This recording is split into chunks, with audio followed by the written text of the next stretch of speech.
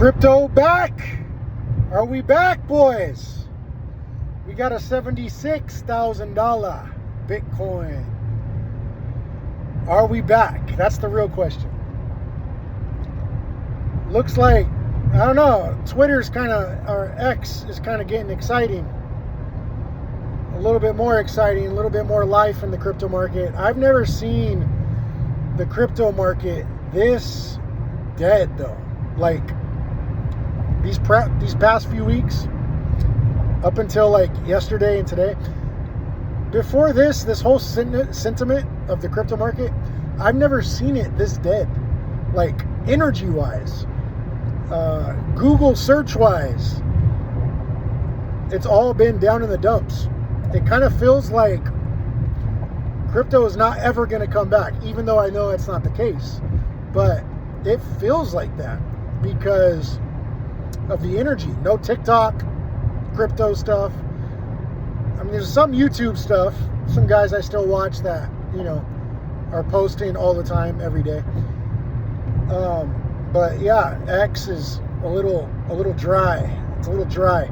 But guys, what do you guys think? Are we going to come back? Is this the bull market starting again, or is it what they like to call a bull trap, where they get people excited again, thinking that the market is going to recover, and people start buying in, and then the big boys, they just dump the price again, liquidating all those people who were getting excited, and they drop the price again, and it drops it even more, and the big boys end up buying in again at low prices. So that's what we like to call a bull trap. Are they trying to trap you? Are they trying to trap you? They want you to raise the price so they can sell, and then they want you to sell on the way down. They want you to panic sell so they can buy in at a lower price. It's a dirty game. Ugh. Filthy. But these are how the big players get rich. And if you have that same mindset of, I'll buy in the red and I'm going to sell in the green, if you have that same mindset that smart money has, then you too could play the same game. You don't even need to know how to read charts or anything like that. If you're getting into crypto, you don't need to know how to read charts. The price is so volatile, so up and down, that every little micro move doesn't even matter. You're going to get these big, like exaggerated moves where you can make good money if you get in, get out, get back in, get out, get back in, get out. I usually don't play that game. I'm a long-term holder.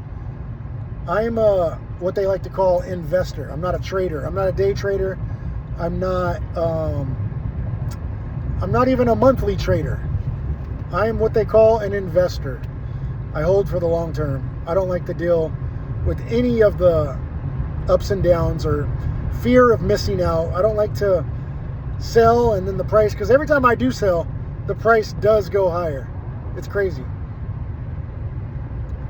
Just my luck. But guys,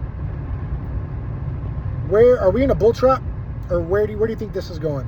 We're currently at $76,000. Now, I have no idea, to be honest. I have no idea. I am just here for the ride.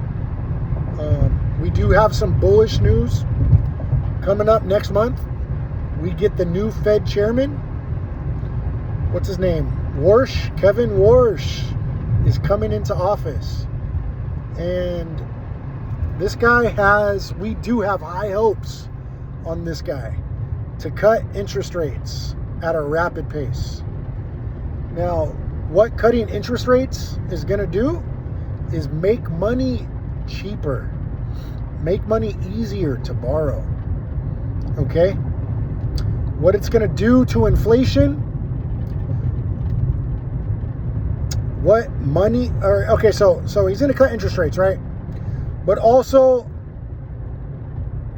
he's going to print money because President Trump wants interest rate cuts and he wants money printed so that he can look good for midterms.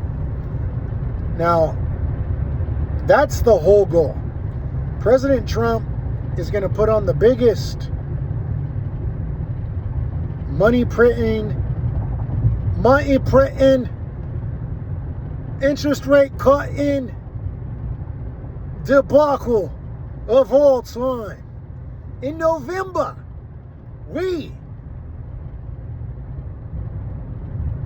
hopefully, he wants to win midterms.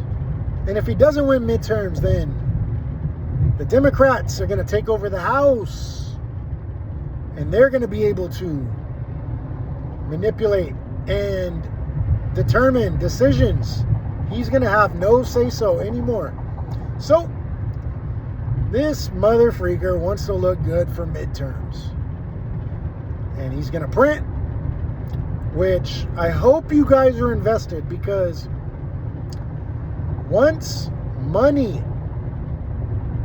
more money comes into the economy, like trillions and trillions of dollars, once this money comes into the economy, inflation, your groceries, your gas, guys, everything in the store, all goods, items are gonna shoot through the roof.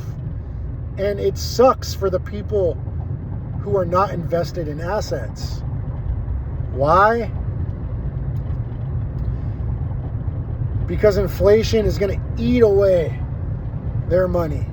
Anybody saving their money in the bank getting 0.1% is gonna be doomed. You literally need to be in assets. I'm not saying just crypto. Even get into a high yield savings account like SoFi. I'm in SoFi. You get 4% back on your money without it being invested. If you guys want to get in SoFi, I'll put my link down in the bio. And you guys can get free $25.